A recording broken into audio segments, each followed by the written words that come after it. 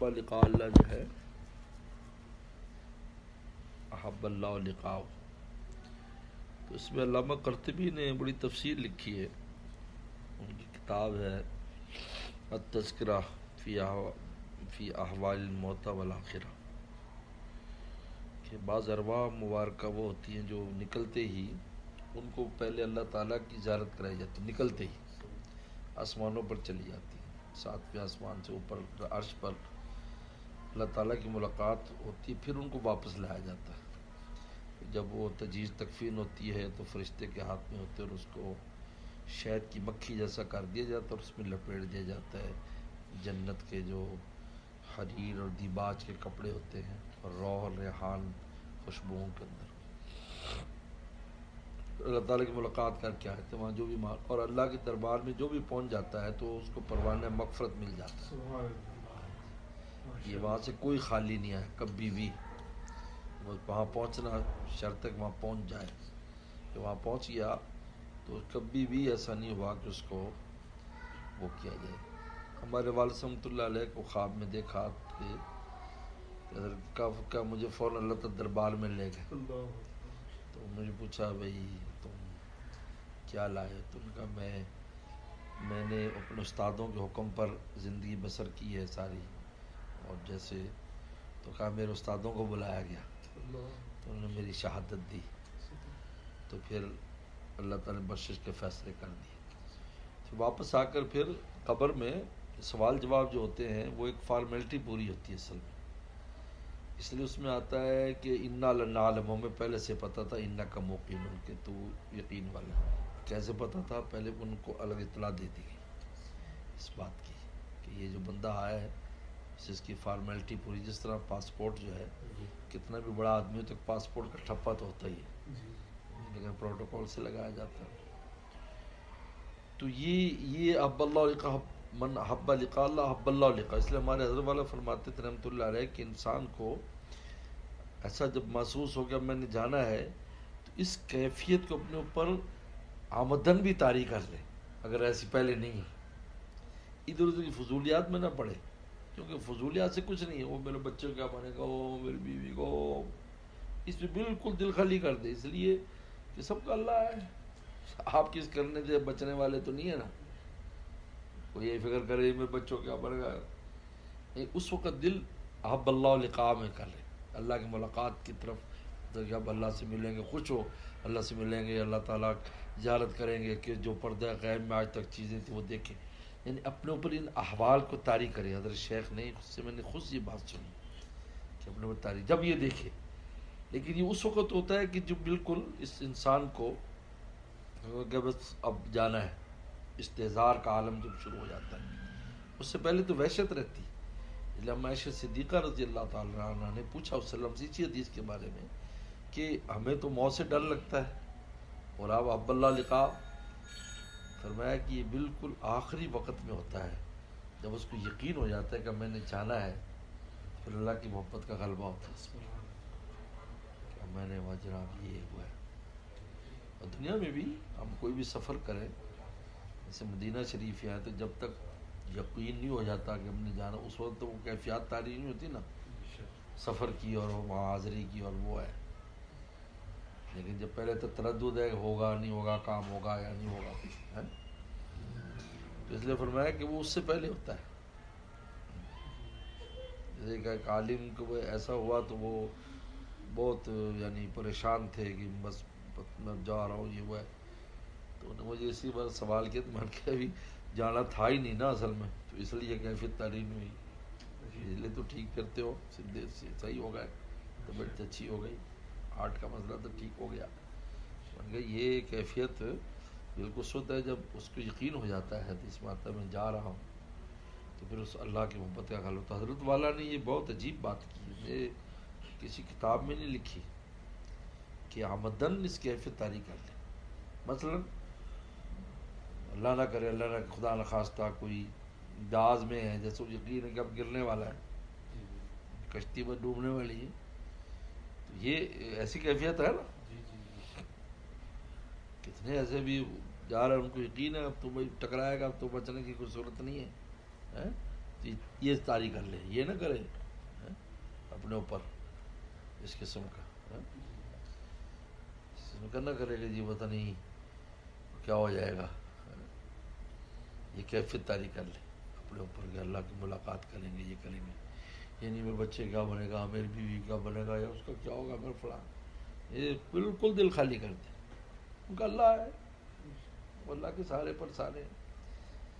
جن کو اللہ تعالیٰ جو خوشی خوشی اللہ دربار میں جاتے ہیں، اللہ نے ان کے پچھلوں کبھی ضائع نہیں کیا، کبھی ضائع نہیں کیا، الحمدللہ کبھی ضائع نہیں کیا، چاہے وہ روپیہ نہیں چھوڑ کر گئے وسائل کے اعتبار سے. اللہ نے ایسی برکتیں عطا فرما دی کہ خزانوں کے منہ کھل گئے. وہ بہت ملتا ہے.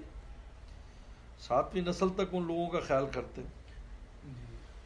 کان ابوما صالحہ، صالحہ. اس لیے کہتے ہیں اولاد کی جو ہم سوچ رہے ہیں کہ بھی ہم اولاد کے چھوڑے وہ چھوڑیں، سب سے کہ آپ صالح بن جاؤ تو بس اولاد کی پھر اللہ تعالیٰ خود ہی سارا کچھ کر دیں گے. یہ بھی نہیں کہ اولاد ولی اللہ ہو، نہیں، باپ ولی اللہ تو نیچے مل رہی ہے. اس لیے بزرگوں کی اولادیں اللہ معاف فرمائے کیا حالات ہیں، لیکن سکھ کی روٹی کھا رہے ہیں. کان ابوما صالح، بڑے صالح تھے. زیادہ اولادیں پیسے میں غرقی پڑی ہیں، دنیاوی راحتوں میں. اچھے لوگ بھی ہیں ان میں، کوئی نہ کوئی ایسا ہوتا ہے جن کو بڑوں کی وہ چیز بھی منتقل ہوتی ہے. لیکن میں نے کہا کان ابوما صالح، وہاں کا لکھا بھی اولاد بھی ولی اللہ ہو تو روٹی ملے گی اس کو. باپ ولی اللہ ہے تو 7ویں نسل تک جائے. ابو صاحب ابو العاشر لکھا ہے، 10واں دادا ان کا نیک تھا، جن کی وجہ سے ان بچوں کے 2 نبیوں نے ان بچوں کے مال کی حفاظت کی، دیوار سیدھی کی. تو اس وجہ سے، اور یہ بھی لکھا ہے علامہ قرطبی نے بڑی عجیب بات لکھی ہے کہ ہر آسمان کے جو دروازہ ہے اس کے لیے خاص ویزا ہے. سبحان اللہ. ہاں جی، یعنی انہوں نے ترتیب لکھی کہ پہلے میں ایمان ہے، اگر ایمان نہیں تو پہلے آسمان سے رد کر دی جاتی روح اور سجین میں بھیج دی جاتی جہنم کے طبقات میں. پھر دوسرے میں نماز ہے، تیسرے میں روزہ ہے، زکوٰۃ ہے، پھر حج ہے، پھر صلہ رحمی ہے، اخلاق ہے. یہ پورے ہوتے جائیں گے تو آگے نکلے گا، پھر جا کر اس پر پہنچتا. یعنی خالق اور مخلوق کے حقوق پورے کرے، ورنہ جہاں کمی ہوتی وہیں سے واپس بھیج دیتے. پھر ان کو مختلف جگہوں پر، اچھا پھر نیک روحوں کو ٹھکانے بھی الگ الگ ہیں. ان میں ایک ٹھکانہ آب زمزم کا کنواں بھی ہے. علامہ قرطبی نے عجیب قصہ لکھا ہے کہ ایک آدمی جو ہے وہ ایک کسی کے پاس نے امانت رکھوائی تھی، وہ حج پر گیا تو وہ بظاہر وہ نیک آدمی تھا، امانت رکھوائی تو اس کے بعد جب واپس گیا تو فوت ہو گیا تھا. وہ جو بندہ تھا جب فوت ہو گیا تو اس کا جو ہے وہ پتہ نہیں کہاں رکھی تھی، وہ اس زمانے زمین میں دبا دیتے تھے یا کوئی ایسا کرتے تھے. بہت پریشان اور اچھی خاصی رقم تھی اس کی. میں کہا یار میں تو بہت بڑی جمع جوڑ تھی اور میں اب کس سے پوچھوں. وہ تھا آگے پیچھے کچھ تھا بھی نہیں اس کا. تو ایک اللہ والے کے پاس گئے، انہوں نے کہا کہ اگر وہ واقعی نیک ہے تو آب زمزم کنویں پر جا کر تم نے 3 آوازیں لگانی اس کے نام کی، یا فلاں ابن فلاں، فلاں ابن فلاں، فلاں ابن فلاں، تو تمہیں آگے سے اگر وہاں آئے تو جواب دے گا، تو پھر اپنا تم سوال پوچھ لینا. جس بزرگ کا بھی اس میں تصرف تھا، کرامت تھی. اور اگر نہ ہو تو عراق جانا. عراق میں جہاں پر فرشتے، وہ کنواں ہے نا، کیا نام ہے اس کا، ہاروت ماروت ہے، بابل کا کنواں، وہاں جانا. اگر وہ ایک نہیں تو وہاں ملے گا، تو 3 آوازیں لگانا. تو وہ وہاں گیا. اب ایک زمزم پر آیا، اس نے آواز لگائی 3 آوازیں لگائیں، کوئی جواب نہیں آیا. دوسرے دن 3 دن ٹرائی کی اس نے. تو پھر وہ بابل چلا گیا عراق، اور پہلی آواز میں جواب آ گیا ہاں کیا بات ہے. نے کہا کہ میری امانت، ان کا کہ گھر کے فلاں کونے میں دبی ہوئی ہے. ان کا تمہارا کیا حال ہے، یا کہ تم تو نیک تھے اور تم یہاں کیسے پہنچ گئے. ان کا اس سے آگے بات کی اجازت نہیں. بس پھر بڑی آوازیں دی وہ پوچھے، لیکن کوئی جواب نہیں آیا. تو وہاں کھودا تو وہ وہاں پر وہ امانت نکل آئی، اس کی پیسے مل گیا اس کو. یہ عجیب لکھا ہے. تو اس میں ایک پہلا مقام جو ہے نا وہ آب زمزم کا کنواں ہے. پھر پہلا آسمان ہے، پھر دوسرا آسمان ہے، تیسرا، چوتھا. جس طرح انبیاء السلام ٹھہرے ہوئے ہیں نا جی، اس طرح پھر نیک روحوں کو درجہ بدرجہ ٹھہراتے ہیں. یہ حضرت والد صاحب رحمۃ اللہ علیہ کو پوچھا خواب دیکھنے والے نے کہ آپ کا کیا ہوا. تو پھر پہلے تو بتایا کہ وہاں گئے، والد اللہ کے دربار میں لے گئے، اساتذہ کو حاضر کیا گیا کہ یہ نیاز محمد. سب نے کہا بہت اچھا ہے، بخشش ہو گئی، میں تو بخش دیا. تو پھر مجھے بنی اسرائیل کے پیغمبر کے ساتھ کسی آسمان پر ٹھہرا دیا گیا. تو میں بنی اسرائیل کے ایک نبی کے ساتھ رہتا ہوں.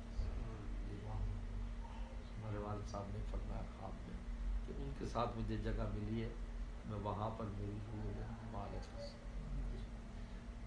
عجیب تفصیلات.